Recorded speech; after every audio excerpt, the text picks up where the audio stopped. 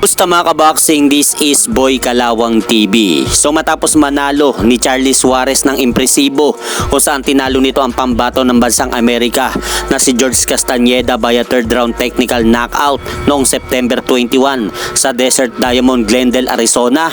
Sinabi ng promoter nito na si Governor Luis Chavit Singson na willing siyang gastusan ang world title fight ng kanyang alagang boksingero na si Charlie Suarez dito kay WBO World Junior Featherweight Champion Emmanuel Baquero Navarrete kung papayag po daw itong kampiyon na gawin ang laban nila dito sa Pilipinas. Kaya kung sakaling pumayag nga po mga idol itong Meksikanong boksingero na gawin dito sa Pilipinas ang kanyang pagdepensa ng titulo laban dito sa Pinoy na boksingero, ay napakagandang laban nga po yan mga idol, dahil magiging advantage po ni Charlie Suarez ay ang lalaban po ito sa mismong bansa nito. At sa kabilang balita naman, panalo nga po itong si Joper El Guapito Montano dito kay Shiba Takran via 5th round technical knockout na ginanap kahapon sa bansang Bangkok, Thailand upang makuha nga po nito ang titulong UBO Continental Welterweight title.